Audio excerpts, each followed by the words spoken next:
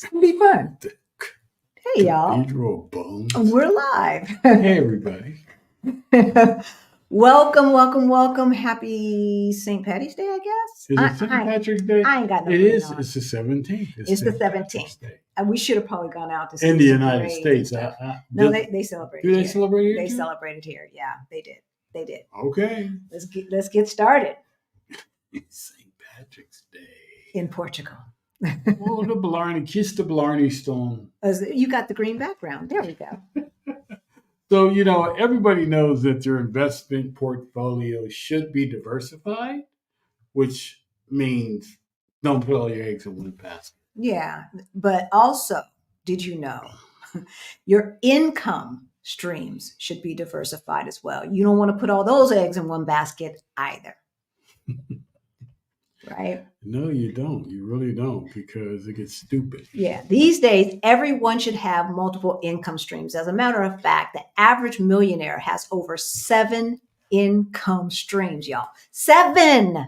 Can you believe that? And the first one is capital gains from appreciating assets like stock, which you could liquefy for cash, right? Mm-hmm. What's number 2? Dividend incomes. Right. Number 3, interest payments. Interest payments? Yes. Interest received, that is paid to you. received from CDs or high yield savings account. And then the next one is what we're kind of doing, or we are doing, not kind of, rental income. Yes. Royalties. Cha-ching. And earned income. And then the last one is business income, right? Because most millionaires actually work for themselves. The fact of the matter is, when you're working a W-2 job, when you're working on somebody else's job, there is a ceiling on how much money you can make. There just is, right? Because if you're working for a larger company that's publicly traded, the CEO by law is required to make every decision with keeping this in mind to increase shareholders' value. That's why you want to be a shareholder. Yeah. Right? Yeah. So we're going to talk about how you can make a lot of money, unlimited money through business income. Right. But first, let's introduce ourselves. My name's Halisi. And I'm Rick. Welcome to our Black Utopia. On our channel, we talk about money, we talk about travel, and retiring abroad. We help folks who look like us get their money straight so that they can retire on time or maybe even early. In case you are new here, you may not know, about 7-8 years ago, Rick and I got a wake-up call. We were getting close to almost at retirement age, and we looked at our money and it looked crazy. But about 3.5-4 years ago, we got our financial act together and we went from negative 22,000 in net worth to over 1.1 million. Y'all, if we can do it, you can do it too, right? I Create My Path said she listened to us, put some of our principles in action, and she has already moved to Progresso, which I believe she's talking about Progresso Beach, which is outside of Merida. Congratulations, right? So as we said, there's no limit to the amount of money that you could make creating your own income stream. That's right. But before we get to the 6 steps to creating a successful side hustle, we've got a few commandments for you. Right? Yes. Thou shalt not spend excessive money. No. As a matter of fact, we suggest do not spend any more than $1,000. You don't want to spend, and it's interesting because when I was working, I used to work for Quiznos, Quiznos sandwiches, right? I remember that. Right? For their corporation. And my job was to help the franchisees make more money, help them market, help them with their business. And so I would travel around the United States helping these franchisees. And they had mortgaged their houses for these franchises. And they didn't have a clue as to what they were doing. They opened up in areas because Quiznos, unlike McDonald's, doesn't do as much market research on the area before you move in. So they move to these areas because the rent is cheaper, this or that, without seeing if they had the audience for what they were asking. So you don't want to spend a lot of money before you even know if what you got, people want. Yeah, definitely. Right? So we say, look, fail fast. Don't spend any more than $1,000. No. Number 2. Thou shalt not choose an idea solely on how much or the amount of money it's going to make it. It needs to match your lifestyle. Yeah. So in other words, if your plan is to move abroad, it's probably not a good idea to buy a food truck. Mm-mm. Right? Unless you're going to buy a food truck in your new home country. But like if you're moving from the United States to buy a food truck in the United States, talking about you going to be moving abroad in the next year, that doesn't make any kind of sense. So you want to choose a side hustle that fits your lifestyle. Yeah, Number definitely. 3, thou shalt not choose a business where the majority of the tasks get on your everlasting nerves.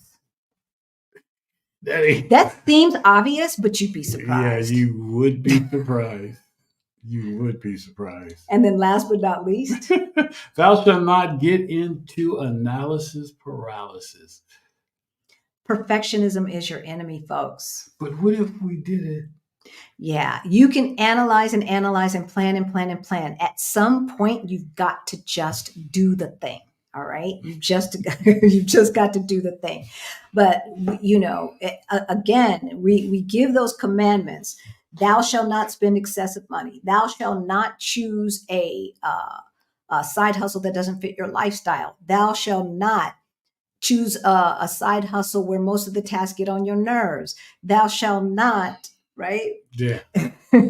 Thou shalt not get into analysis paralysis. The reason why those are our 4 commandments is because we've seen over and over and over again with the folks who call us for coaching that these are the things that seem to get into people's ways, right? Yeah, they do. They seem to get into people's ways. So now that you know what you shouldn't do, let's talk about what you should do. So we're going to start at the step after you decide what you want to do, sell, or offer. Right. So if we're not going to, in this episode, in this live stream, we're not going to talk about how you come up with a concept. We're going to assume that you already have the concept. If you need help coming up with a concept, if you need help figuring out how to turn your skills or your passion into income streams, we have a side hustle challenge coming up in the 3rd week of April.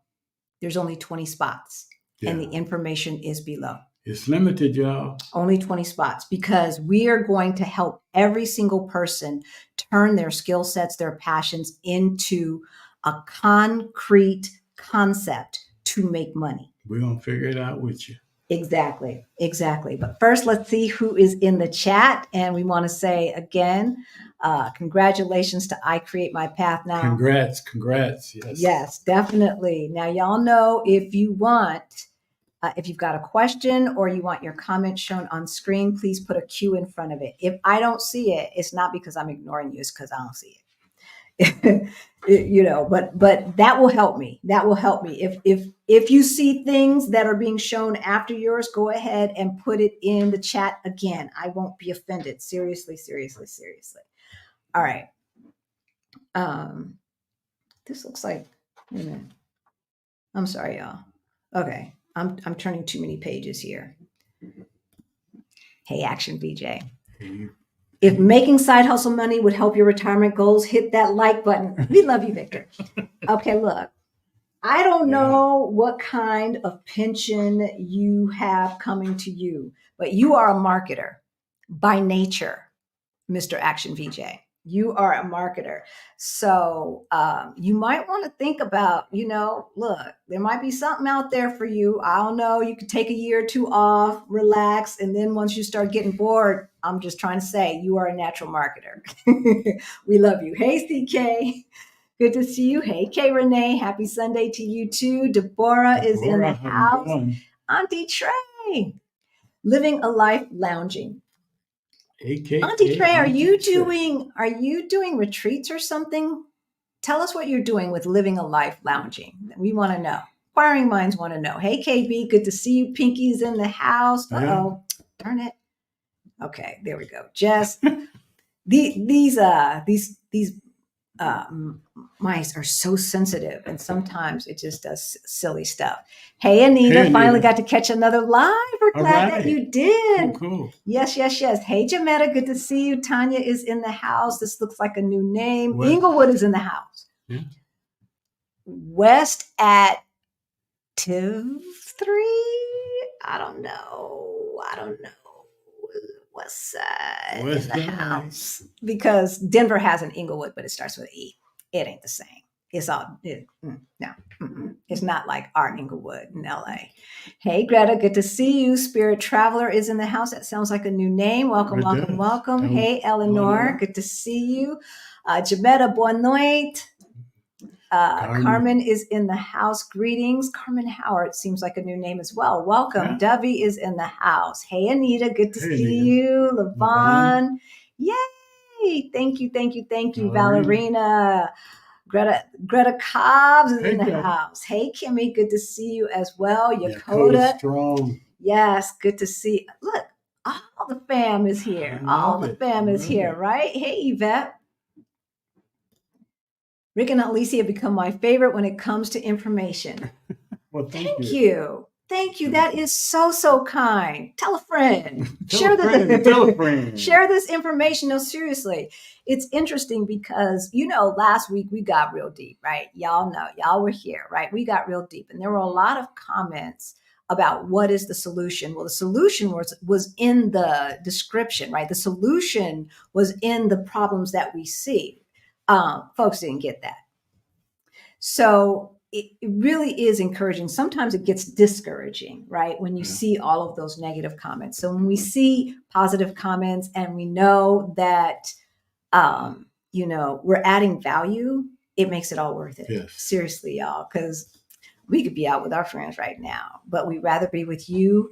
If we can help you, if we can be in help, live the life of your dreams. No, seriously. Is worth every second. Hey, LaDon. Gary, I'm not going to get teary here.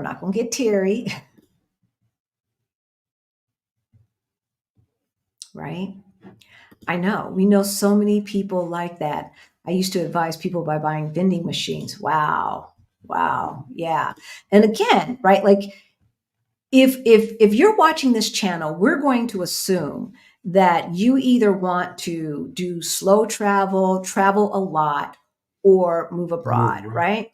And so some of these in-person things that are especially, well, there's vending machines everywhere, but that will keep you locked to a location is probably not going to be something that you want to do. Now, we had another client that is a fitness coach, right? And has built a name in their hometown as a fitness coach.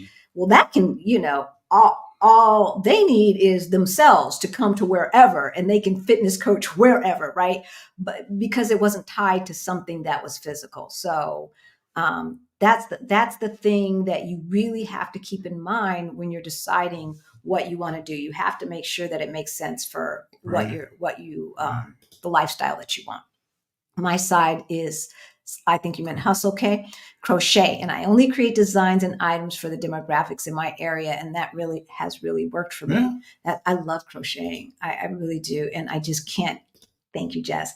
I just can't wait to get on a schedule so that I can start doing some of my crafty stuff. Hey, Alex. Boa noite.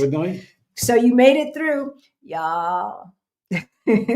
We went out and had the most amazing food on, was that Friday? Friday. Yeah. So we started out, we've got our location for the meetup. That is lovely.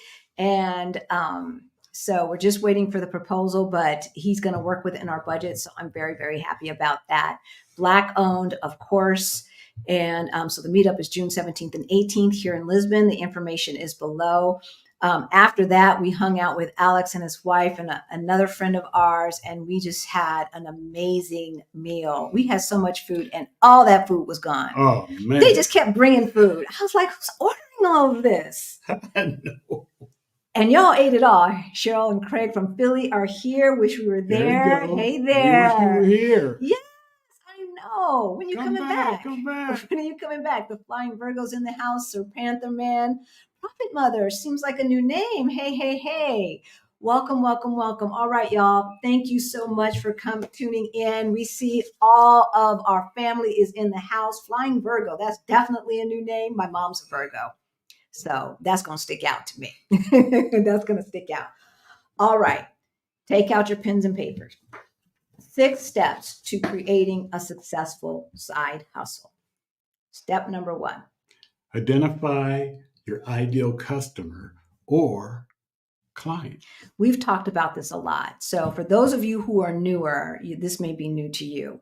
But for those of you who've been here from the get, like Greta and Action VJ and Professor and people like that, y'all know we started this YouTube channel with 2 people in mind. So when we usually say, like if you took any business classes or you're entrepreneurial and you say, okay, who's my ideal client or who's my ideal customer, we usually come up with some demographics. Oh, I want to sell. Don't say everybody. Nobody should be saying everybody because you will never sell to everybody and you don't know how to market to everybody. So who is your ideal client? Plus, if you're doing this, you don't want to work with everybody. You don't. Now, if you're drop shipping or something like that, it doesn't matter. You can sell to anybody, right? Then it's a little bit different. But if you're going to be working with someone one-on-one or you are going to be gearing your product, your service, or whatever towards a certain demographics, you usually say, okay, well, women between the ages of 30 and 60, who have an active lifestyle or something like that, right? And then we say, that's our ideal client. That's not enough. And that's not going to help you pinpoint exactly who you're selling to, and more importantly, how to talk to them and how to reach them. Women between the ages of 30 and 60, that's huge. It may seem targeted, but it's huge. You want to niche down. Like we help, right? I mean, anybody can watch our channel, obviously, right? But our target are folks, Black folks who are getting close to retirement age, who forgot to plan. Forgot to plan for that retirement, right? That's who we talk to. So we had 2 couples in mind when we started this business, when we started this YouTube channel. And so when you think about that, then you can put together some demographics, some psychographics, right? Based upon that specific person who is in your life. So once you figure out who that is, go back now, write some demographics, psychographics, and behavioral patterns, right? About who that person is. All right. With them in mind, right? Step number 2. The value proposition. A lot of times we have ideas about what would sell, what people need, and it seems clear in our mind, but we can't explain it. And so if you already know what you're offering and you know whom you're offering it to, it's time to write your value proposition with your ideal client in mind. The key. What is the key? The key is about transformation that will occur after buying your product or service. Right. No one is interested in the features, right? They're interested in the benefits. How will this help me? So when you're considering who you are marketing to, who you are selling to, who you are trying to attract, you need to think about, why should they give you money? How are they going to transform your life? And so, like for Beyond the Bling, you know the tagline for Beyond the Bling, right? Crack the code to financial independence. Retire ASAP, even if you have absolutely nothing saved, right? We know the transformation that's going to happen after you take our financial education course. You will have a plan to be able to retire ASAP, even if you have absolutely no money saved. So there is a formula to the value proposition. Correct. And that formula is, You're just getting ahead of yourself. If you want me to do that, I will do that. So the value proposition formula is, and you can Google this, but there are different variations on it. And this is the one I've tweaked this, and this is the one that I like best. And it's whatever you're offering, product, service, or whatever, helps. Who does it help? Overcome what is the pain point or struggle. The pain point or struggle for folks who would buy Beyond the Bling is that they have no idea how they will be able to retire. No idea, right? All right, so that's the pain point. And what is the solution to that? By teaching them what? By teaching them how to get their money straight. That's what we do. We teach them how to get their money straight so that they can do what? How will they be transformed? So that is the value proposition formula. And you need to be able to write that sentence just as cohesively as I just said. If you can't, then you're not clear on what you're offering. And if you're not clear on what you're offering, then your audience, your clients, your customers are not going to be clear on what you're offering. And the reason why I'm emphasizing this is because we get a lot of one-on-one coaching calls, and they're trying to explain what they want to do. And in theory, it sounds great, but they can't explain the benefits. They can't explain how the person will be different, transformed after they, buy their product, use their service, go to their class, go to their retreat or whatever. And if you can't explain it, they ain't gonna buy it. I'm just saying. So I'm going to give you, do you want to read our business proposition, our value proposition? E.g. Yep. For example, our Black Utopia helps Black folks who are at or getting close to retirement age overcome their money problems and scarcity mentality by showing them how money works and an abundance lifestyle so they can get their money straight and live the life of their dreams. We see what the transformation is. Get their money straight so they can live the life of their dreams. That's transformation. That's what we're offering. And y'all are buying because you saw that we did it, right? You saw when we were in LA looking haggard. Y'all, I looked at those pictures from LA from before we moved. Oh my God, I looked so bad. All right, so we're going to stop right there. Step number 1, identify your ideal client or customer. Think about someone who's in your life that would want your product. And keep this person in mind, because when we get to marketing, you're going to come back to that. Number 2, the value proposition. If you can explain what you're offering succinctly and how that is going to transform somebody's life, you need to go back to the drawing board and niche it down even further. All right.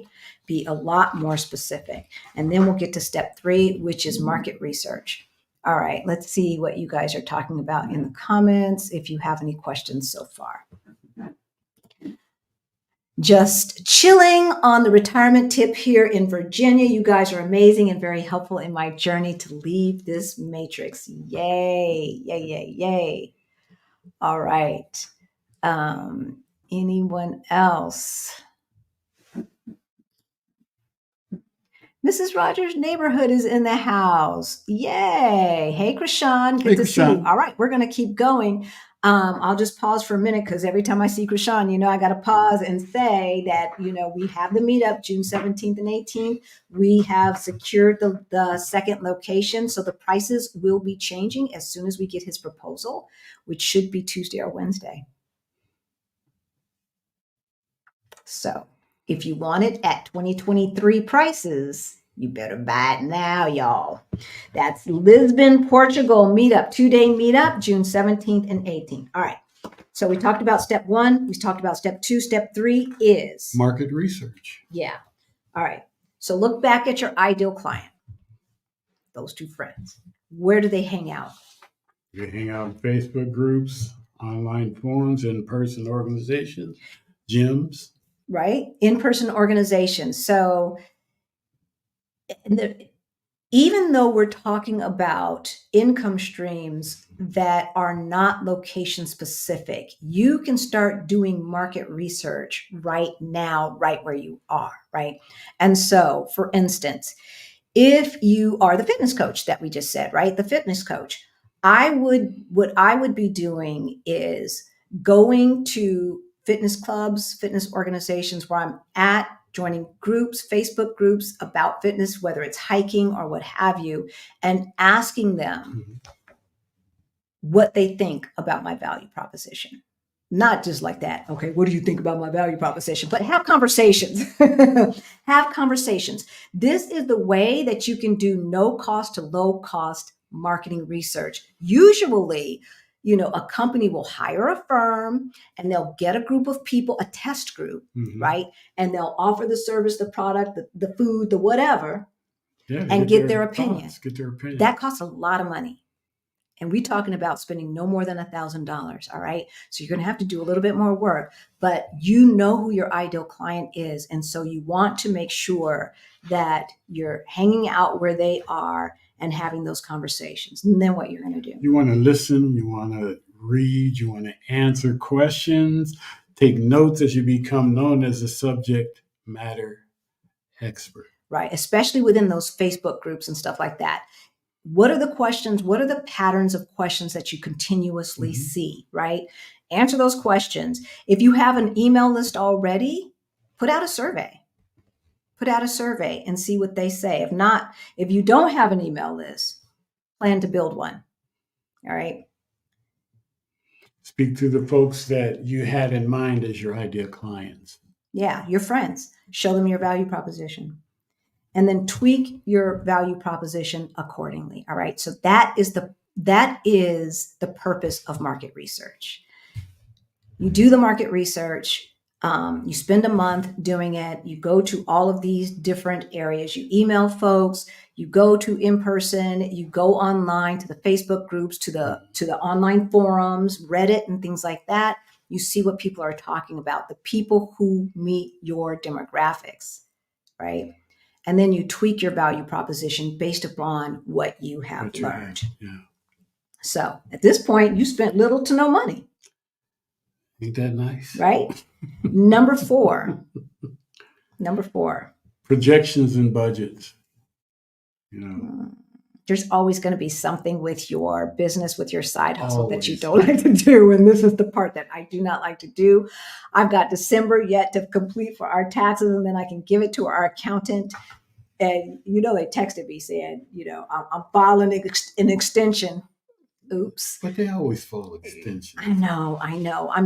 They didn't have to last year because I have my stuff on. So we want to start with our fixed budget expenses? Yeah. So you definitely, fixed expense. You always want to start with your fixed expenses. So what platforms and tools do you need, right, that are going to be annual, right? Like, if you need Zoom, right, that's going to be an annual expense. If you need StreamYard or something like that, that's going to be an annual expense. And they're fixed because they don't change. Then you have variable expenses. Variable expenses change based upon variable and then one-time expenses, right? They change based upon usage. So a one-time expense, if you're a content creator, could be like lights or something like that, right? That's a one-time expense, right? I mean, you might have to replace them after a while, for the most part, that's a one-time expense. And then maybe 3-4 years later, as they start doing whatever LED lights do, you might have to replace them. You can plan for that. But variable, like if you've got when you get your email marketing platform, that's going to be variable, right? Because the more folks you have on your email list, the more money you have to pay. So that's going to be variable, just like your electricity bill, right? It's variable. So you want to map all of that out. Based on your expenses, you want to create a price for your product or service. And you want to create a price that's not going to piss you off to do the thing. I'm just saying. Because people ask all the time, how much should I charge? And how much do you need? So obviously you've got to cover costs, and then you've got to make it worth your while. So once you figure out what that net is going to be per client, per customer, et cetera, then you need to we can't do one-on-one calls for like 29 euro. That's not going to work. That's not going to work, right?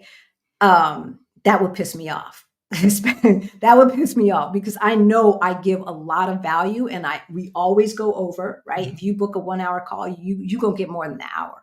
Yeah. We're gonna make sure that you walk away with a solid plan. So I need to charge enough money so that I don't get pissed off when I'm going over and trying to, be helpful. Yeah. Right. So cover expenses, and then it may seem goofy, and then not piss yourself off. If it doesn't sell at that price, then you don't have the right value proposition. Right. Either that or your audience isn't big enough. You don't have enough reach yet. So, but assuming it's not a marketing problem, assuming it's a price problem, you are not explaining the value proposition in a way that compels folks to spend that money. Because people will spend whatever they need to spend to get what they want, what they need, yeah. Right? If they believe they're going to get the results, right? Assuming they can afford it. All right. Projection of income. Right. So if you've already got a side hustle going, it will be easier, and you want to grow it, right? You're going to offer something new. You're going to relaunch something. Then it's a little bit easier to do projections. If you're just starting out, then projections are going to be hard. But I would look at projections at that point more as a goal. If you're just starting out, all right, you've got to have a goal. So, and it should be monetary. It should be measurable, right? Because otherwise, what are we doing? What are we doing?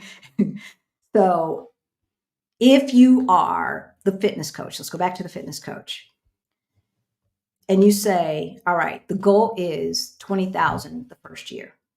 The first year I launch, I want to add $20,000 to my income stream. Then you need to figure out, on average, how many clients can you handle, and how much do you need to charge to get that 20,000? Once you've done that, then you go, is that realistic? If not, adjust. It's really hard if you are trading your time for money. And if you are a fitness coach, you're trading your time for money. So you might have to think about ancillary things that you can add on so that you're not just making income based upon your time. So for instance, if I were a fitness coach, I'd have a YouTube channel, and I would have a course. And if I, so say I'm a fitness coach and I deal with running, let's say running, and I would have on my YouTube channel, I'd look at the Olympic folks and the people who run professionally, and I would show what they are doing right to not injure themselves. I would have exercises that I would show. I'd have videos and exercises for certain types of injuries that runners get. You see where I'm going? So then if you're offering that, a package of, exercises to do if you have this kind of injury, you can sell that. You can sell that while you're asleep, and they can watch the videos, right? Or you can do it on YouTube. Either way it goes, you're making extra money, and you're not just trading your time for money. You're creating something that can then sell while you're asleep. And that's how you can make unlimited amounts of money. You cannot make unlimited amounts of money if you are trading your time for money, because you only have so much time. All right. Trading your time for money or doing the in-person stuff is a way to validate other offerings that you have. It's a way to tweak what you are offering, right? When we have one-on-one calls, we can see a pattern. There's certain questions that everybody's going to ask. Oh, now I know what to offer, because if everybody's asking A and B and C, I'm gonna put together some kind of package that answers A, B, and C. Y'all follow? All right. So, yeah. Okay. So I'm just going to go ahead and read this. For those, read what I wrote. For those who are trying to grow their business, look at past sales, review your tactics, and adjust your projections based upon how confident you feel in the tweaks and tactics that you now will employ. So the idea is that you have gone back, you have an offering, you're doing something out there, you've gone back to the drawing board, reevaluated your value proposition, done some more market research, tweaked that, right? And relaunch, right? Now do the projections based upon what you know you can do, what you've done in the past, and how well you think you have adjusted to the market and what your folks are asking for. Number 5. Marketing and pre-sales. Now, I'm from the Stephanie Perry School of Business, even though I have an MBA. I have created so many things without getting paid, but I don't do that anymore. I do not do that anymore. So we started selling Beyond the Bling before it was created. I had an outline is what I had, and I knew what I was talking about. An outline, but there's no point in me going further if y'all ain't interested. Yeah. Right? So there's that. Number 2, I have to do it on some kind of platform. So if y'all ain't interested enough to pay, at least enough to pay the Zoom and the Thinkific costs, Right. then this is not something I need to be doing now, or I am not communicating effectively the transformation. Thankfully, y'all said, yeah, we want it. And so we did not start working on the content of Beyond the Bling until we were at break even. Until at least break even, right? And you can decide what that number is. But you want to launch anything with pre-sales, especially if it's a service or a product. If it's one-on-one coaching or something like that, that's hard to do. But it can be done. It can be done. Launch with pre-sales. This will quickly let you know if they're buying what you're selling. Yeah. Surefire. Collaborations. Find folks who have part of your audience ask to be on their platform, right? And then offer them something in return. This is a surefire way to increase sales quickly. And it's a inexpensive, no cost to low cost marketing thing, right? Yeah. You'd be surprised. Collaborations. Yep. Continue to go into those communities where your clients hang out and continue to add value. So marketing, when it comes to marketing, you don't want to go in there adding value to sell. You want to educate, right? You want to educate, you want to add value. And they will come to you. Once they see that you're that subject matter expert, once they see that you know what you're talking about, they'll come to you. They will. This past year has been a good year for Our Black Utopia.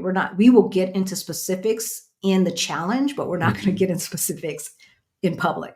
But we will tell you specifically what is possible, how much money you could possibly generate from doing 10 hours worth of work a week. If that. Yeah, I guess we do about 10 hours. What do you think?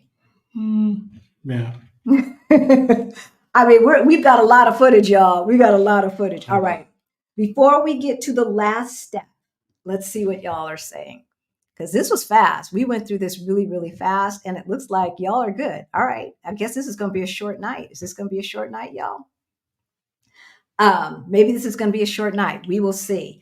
So I'm going to go back to number one. Number one, identify your ideal client or customer. Number 2 is your value proposition, right? Number 3 is market research. Number 4 is projections and budget. Number 5, marketing and pre-sales. Krishan and I pre-sold the Move to Portugal Virtual Summit. I don't even know. 4 months before we launched, before the actual event. And because we had all guest speakers, there was nothing to create. But we did have to make sure that, because the platform that we used was very, very expensive. So we had to make sure that we had enough folks interested before we invested in that platform, which was like 3,000 euro or dollars. I can't remember which, but about 3,000 something. That's a lot. Yeah. And so we had to make sure, it was a lot of work to do that summit. We had to make sure that y'all were interested in coming to the Move to Portugal Virtual Summit to the tune that it would actually be worth our while, and we wouldn't be pissed off, working until midnight every night. Yeah, Right? Exactly. All right. So last but not least, number 6, building community. Even if your side hustle is drop shipping, your community will be your word of mouth marketers. There is nothing more powerful than word of mouth. And that's why a lot of the brands are now using content educators and content creators to advertise. Mm-hmm. We get emails all the time from this product or that product, this service or that service, asking to partner with us for us to recommend their services. You see, we haven't done it yet. Right? But because I know how powerful word of mouth marketing is, I know that if we have something on here, y'all are going to go out and say, okay, this is the thing that we should get if we need to solve this problem. And I just haven't felt comfortable with anybody who's approached us. No. So because look, that's our name on the line. I came close one time. Which one? It was for a translator. Oh. That you I don't remember seeing that one. I think maybe April and Rondell. Okay. But I don't know if they had the earphones. They might have had the clip-on thing. But that's kind of cool. That's kind of cool, and that would make sense for us, right? That would make sense. So you can build community even through an email list. Okay. You can create email challenges. You can nurture your audience through email. Even in 2024, an email list is still probably one of the most powerful tools. So you can offer, like the email challenge is an interesting thing. So it's a 5-day challenge, a 3-day challenge, a 3-week challenge. But instead of showing up in person like we're going to coach you live on the side hustle challenge that we have coming up. Instead of that, you offer challenges via email. And then you ask them to tag questions or how they're doing accountability on Instagram or Facebook with a hashtag Beyond the Bling or whatever have you, right? And you can start building community that way. You don't necessarily have to have a Facebook group or a YouTube channel, right? What else? You can offer quarterly online webinars. That's a way to build community, right? Basically, what you're doing is you are trying to create an emotional connection between you and your ideal clients. Because once you have that connection, they become raving fans, right? Y'all are our family. The folks who show up here, they know we're genuine. They know our hearts and they know that why we're doing this, right? And so they go out and they spread the word, and we're appreciative because it helps us, but we're also appreciative because it helps the community. Yeah. Right. And I know what I want to say, because last week when we were talking politics, people were like, well, we got to stay and fight and help the community. We are helping the community. We are helping the community. We ain't marching and protesting. Them days over. For me anyway, right? But we are still helping the community. It doesn't have to look the same for everybody. So keep in mind that your community may not look like our community, may not look like their community, right? You can define what that looks like. So you want to offer your community exclusive offers like early bird specials and things like that, behind the scenes info, right? All of this creates that connection that makes them feel like they are part of the thing, right? And then last but not least, continue to listen, then answer with updated product. Right. So continue to listen to what they're saying. Continue to listen to what the questions that are being asked. And how are you going to answer them? You're going to answer them by another product, another service, right? So if you see now they're asking about this, oh, we need to do this too, right? So for us, the first thing was the Ready to Retire Toolkit. It's free. That helps build, that's a lead, this is called a lead magnet, and it helps us build our email list. It can't be something that's like, what the hell is this? Because then they're going to lose faith in you. It has to be something that adds value, even if it's free. That helps you build your email list. Then people kept asking us for, how did you create your plan to move abroad? How did you create your plan to move abroad? And we kept seeing that question come up. So we created the Move Abroad Toolkit. That information is below.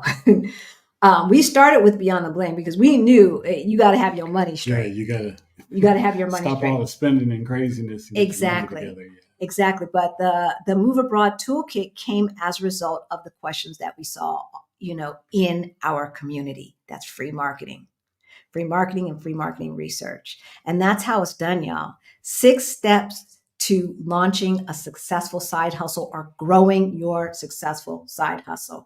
And it's just that simple. Then you rinse and repeat, rinse and repeat, rinse and repeat.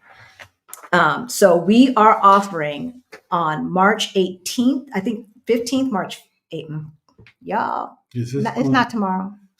April 15th. Is this the Side Hustle Challenge? Yes, the Side Hustle Challenge is April 15th for the whole week. You need to be available during lunchtime in New York. So 12 o'clock New York time. You need to be available for group coaching. We could move it later. I don't know. Tell me what you think. We could move it to after hours. I don't mind. But we'll do 1 hour group coaching every single day. We'll have assignments every single day.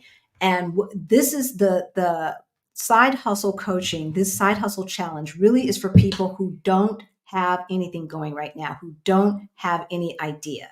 If you already have your idea and you know what you want to do, use these steps and do it. All right.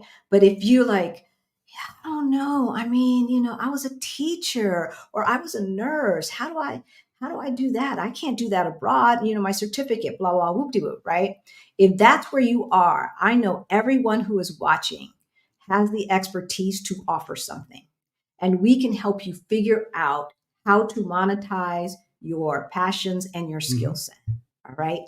And make sure that you are choosing something that's not going to piss you off because you don't want to do half the stuff you need to do it.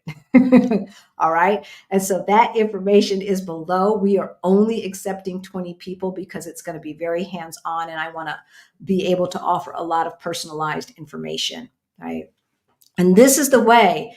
I mean, we keep telling you guys, just step out on faith, just step out on faith, just step out on faith. Because with our money, we saved 2 years living expenses before we moved here. We still have that 2 years living expenses, even though we've had to put a lot of money into our rental properties, Pay my mom's mortgage for the past 2 years, our mortgage, her rent, right? Let's get it straight. It's our condo, our mortgage, her rent, right? We've been paying that for the past, and we still have 2 years living expenses, even though our basic is living off of his Social Security check. Side hustles helped with that. So if you want to retire early, if you want to move abroad and you don't quite have the finances, or you have the basics, but there's no room for splurging, this is the thing. If you still want to build wealth, this is the thing that could turn your life around. All right, let's see. If y'all don't have any questions, we're gonna let you go. I'm listening and shopping, not drinking green beer. All right, Nubia Net, we hear you. Hey, Karen Louise. I love it. All right. Jazzy D, have you found that people can fail if they start a lot of unconnected business? Yes. Going off brand. Yes. Good question, Jazzy D. So, and I know better. Before we started this channel, I did Stephanie Perry and Rashida's Get Your Next 3 Clients. I don't think they're doing that anymore. And I was like, I think I need to start 2 YouTube channels. And they're like, whoa. Wait. Well, because I want to talk about this, but I want to talk about that. And they're like, okay, because they were unrelated topics. Okay, but it's very hard to do a YouTube channel and you might just want to start with 1. So that's number 1. The second thing is And we will help you with this in the challenge. You have to understand what your core competencies are. All right. What are the things that make you unique? What you're offering, the product, the service, whatever. What are the things that make you unique? What makes you different? But also, what do you do best? And you've got to stick to that. So, for instance, it's interesting to me that a computer company has gotten into media distribution. And I'm talking about Apple, right? That is not part of their core competencies. I don't know that it should be a separate business. And I guess they figure, well, you're watching on our product, so we want to control how you watch it with you, and it started with Apple Music, of course, right? And their iPods. But that's the core competency really is hardware and software that is made for their hardware. And it's all integrated, unlike Microsoft and everybody else's computer, right? You have all these other brands of computer, and then you use that one software. It's not made to go with that hardware. And that's why PCs have more challenges than Macs tend to. That's their core competency. But now they're in media and this and that and this and that. And, we'll see what that does to the integrity of their core product. What we're talking to you on right now, this MacBook Pro, right? So yes, stick to one thing first. A lot of times, what you think is another business is just another product offering, right? The Move to Portugal Virtual Summit makes sense. We talk about retiring abroad. So why not do a summit to retire where we retired? That makes sense. Right.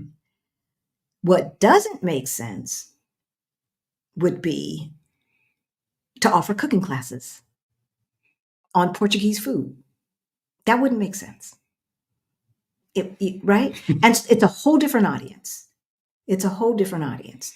And so a lot of times, we either do two things. We split up a business that really is one business with 2-3 products and services, or we're like, I'm gonna do a little bit of this and a little bit of that. I'm going to be writing a book, and then I'm going to be, coaching fitness, and then no, babies. Like if I got all these irons, that means I'm going to make a lot of money because one of them's going to be something's going to be making some money. Exactly. And it doesn't work that way. It doesn't work that way. It's interesting because as I was doing research this week for preparing for this, I saw a Twitter, I think it was Twitter or TikTok, I don't know.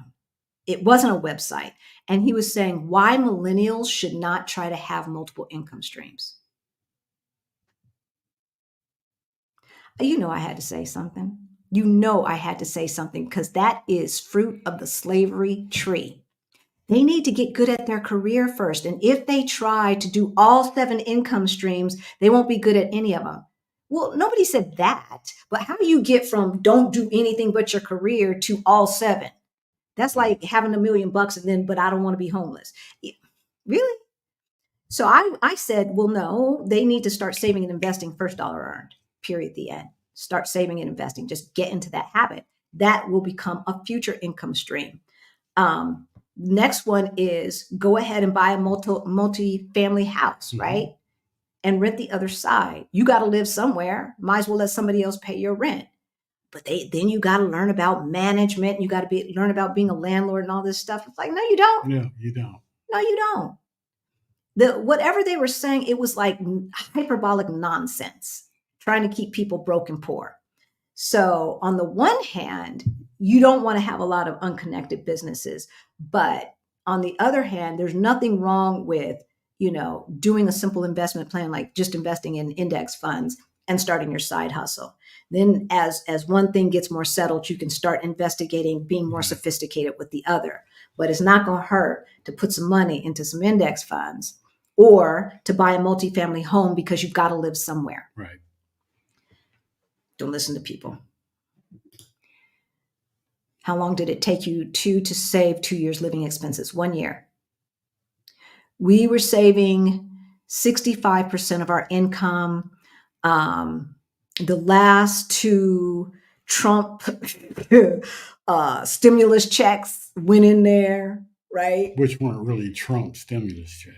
Well, he was the one who was just spending money like he printing money and nonsense. That was him running up the deficit. Congress okayed it. They okayed it, but it was his proposal, and he controlled Congress at the time. You spending money, just spending money. I cashed that stuff. I put it right into our savings and investments. Yes, I did. Yes, I did. Would this work with government contracting? Yes.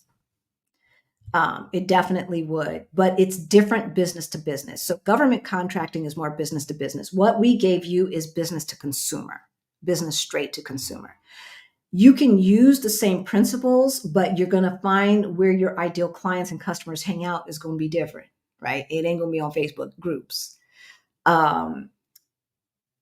There are, if you are Black or a person of color, you might as well go ahead and get qualified for those programs with the counties, right?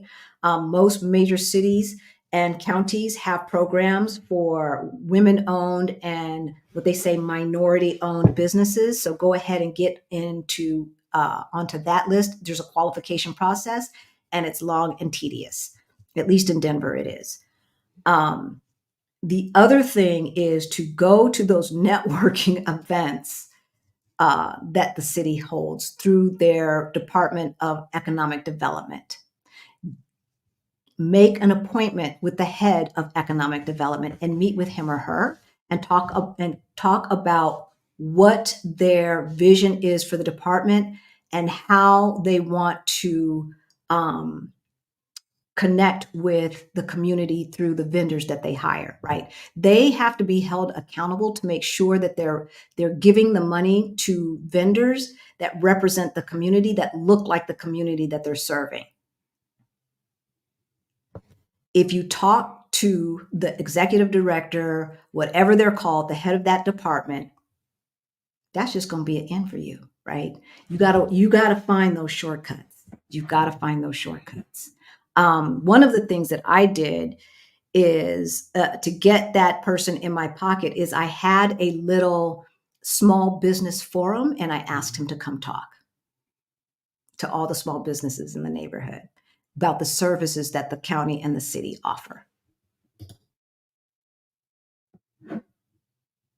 All right.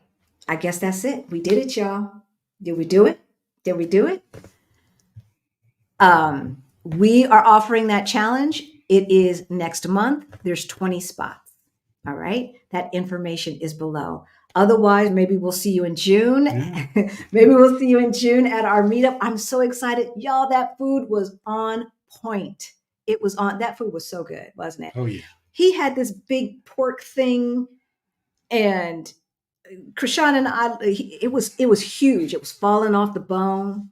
Krishan and I were talking. Literally 2 minutes later, we looked around and it was just a bone. Oh, it was longer than 2. It was 2 minutes. Y'all was talking. It was 2 minutes. Y'all was talking. He was at the bone. Y'all was talking for a good 20 minutes, not paying any attention to me. I don't think so. He cleaned that plate. It was so good. It was very good. He cleaned that plate. It was so much food to me. I just had the last part today. It was 3 meals for me. Why 65%? How did you come up with this amount to put towards your emergency fund savings and not another amount? I was trying to save as much as possible. It just happened that was as much as we could save without and still be able to, pay our bills and things like that. So it wasn't, yeah. So we would have had to work a little longer if we hadn't saved 2 years with that percentage, or we would have had to cut more costs. At that point, I didn't have the bandwidth to create another income stream. And the interest rates hadn't gone up yet. So we weren't making any money on the money that's in savings, right? In order to do FIRE, financial independence, retire early, you've got to be an extreme saver. So you need to be saving no less than 20% of your income if you're younger. If you're older, it needs to be 30% plus. So we started at like 20 to 30%. And I just kept adding on to it. until we ended up at 65%. We were saving 50% of his income and then about 15 to 20% of my income. So collectively, it was about 65% because of the difference in income levels, right? 65% of our total income. There's no other way that we could have done it. And it was during the pandemic that helped because we weren't driving a lot, didn't have to go to the office and anything like that. And then after the pandemic, when he went back to work, still, straight into 401k, straight into the savings, et cetera, et cetera. So our mentors were saving 70%. And the only way you can do that is to house hack. Right. That's the only way you can do that. Like I don't know, especially if no one in the household's making $100K a year. I read a post on Facebook and want to see if this is true. The Portuguese government is offering visas to American retirees. I think yeah. I don't know. Heriberto. Was it that one that was 170,000? That's not okay. But that's not Visa, right? That's a Visa. That's a Visa. So that's the new version of the Golden Visa. The Golden Visa, right. So there's a new version of the Golden Visa. The D7 visa, which is the passive income / retirement visa, still exists. It's still there. It's not going anywhere in the near future that I can see. So I don't know why they're acting like, are they just offering it to Americans? No, they're not. The D7 visa is open to anyone who qualifies. So, yeah. Unless it just happened in the last couple of days or so. No, it would have to happen in the last 24 hours because we would be getting alerts in the Facebook, in the WhatsApp groups if something like that happened. So 30%. All right. Yeah. See, you ate that pork shank in 2 minutes. Y'all ain't right. 2 minutes. So, yeah, Pelosi was the one who got us the stimulus checks. Trump just wanted to sign off on them, acting like it was his idea. He put his name on them. Mrs. Rogers' Neighborhood. He put his name on it. Was she still Speaker of the House? She wasn't Speaker of the House, was she? Maybe she was. She was Speaker. Okay, maybe she was. I don't remember. I don't think he got to sign the checks. Oh, his signature was on them checks. They showed pictures of them. It was hilarious. We got cards, but some people got checks. Some people got checks. But anyway, all right, y'all. It looks like we have done it. We're going to let you go 1 hour. That is a miracle. We want you to live the life of your dreams. We really, really, truly do. We never thought, we hoped, but I don't think we ever truly believed that we could live this life. And when this weekend, when I was looking at the pictures of what I looked like when I was still working and still in the States and trying to take care of my dad full time and all of that stuff, I looked 10 years older than I look right now. Mm-hmm. So I can't even imagine what that did to my body, right? I have no idea. So yeah, the other visa, the new one is 170,000. That's the new version of the Golden Visa, but it has to be a business, or you're going to either invest in a business or start a business, something like that. So if you can spend $170,000 investing in a business, you might as well just come here on the D7 visa. It doesn't make any sense to me unless you have no passive income. I don't know. Anyway, all right, y'all. Well, Cheryl asked a question. Did she ask a question? What is house hack? Oh, what is house hack? House hacking, well, hacking in general, right, is being able to find a shortcut to something, right? When we say house hack, we mean greatly reduce or eliminate your rent or mortgage. That's house hacking. Greatly reduce or eliminate your housing bill. How can you do that? If you buy a multifamily home, like a duplex, a triplex, or quadruplex, then and you can get a regular old mortgage with 4 units or less. You can let the rest of the folks pay that mortgage. They can pay the whole thing, and then you live rent free. If you have a house with a guest house, there's a lot of homes in my neighborhood that I grew up in LA that have guest houses in the back, right? Get all your crap out of there and stop using it as a storage unit Rent and rent it out, right? Rent it out. You ain't got to wait to make it a mother-in-law suite. Go ahead and rent that thing out, right? Renting a room. Renting a room, having a roommate is another form of house hacking, especially as, grown adults. We think that we're not supposed to have roommates, but you know what? If I wasn't married, I'd have a roommate because there's no reason for me to be paying all that money and living in some big house by myself, right? No. So that's what house hacking is. Bobby. You have to make minimum wage. You have to have minimum wage coming in, Portuguese minimum wage, which right now is about $1,000 a month. That's Portuguese minimum wage. And then 50% for the spouse, 50% more for the spouse. So minimum wage, that 1,000 plus, so $1,500 a month coming in for a married couple. And then I can't remember what the percentage is for the kids, if somebody has kids. Oh, yeah. The D7 is the easiest option. I don't know why folks tripping. The only, if you've got a W-2 job that you're working remotely and you can truly work from anywhere, it might be difficult to get a D7.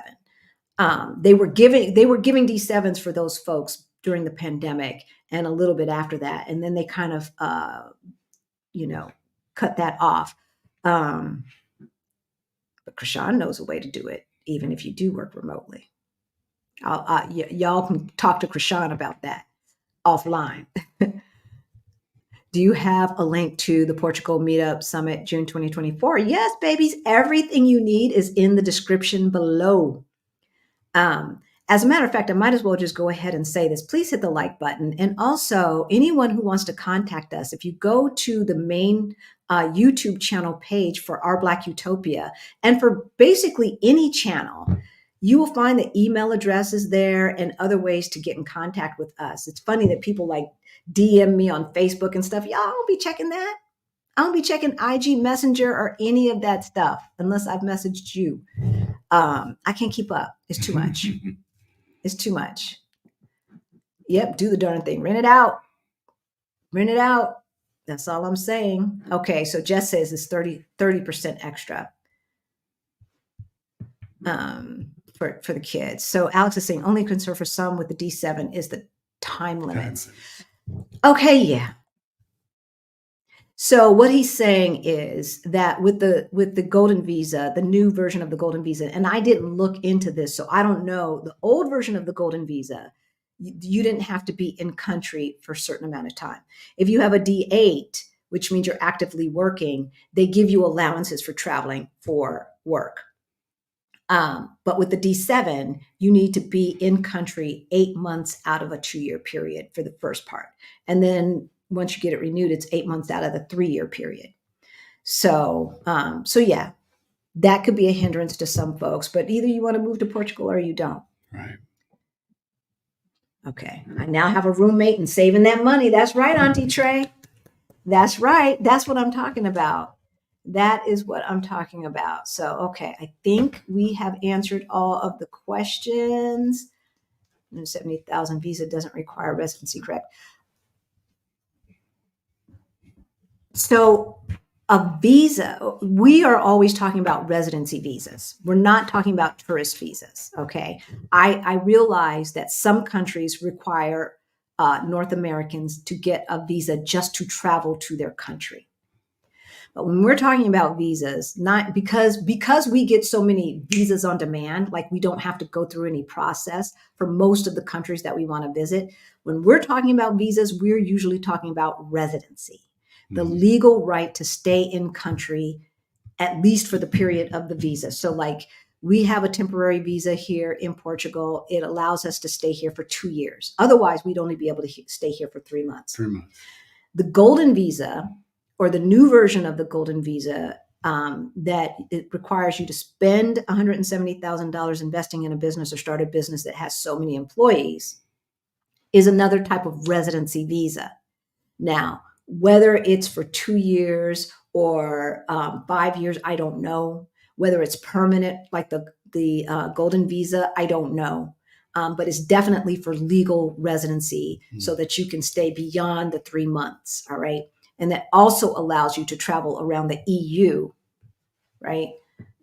Without going through any kind of customs or visa process, because it's like traveling state to state. Yep. All right.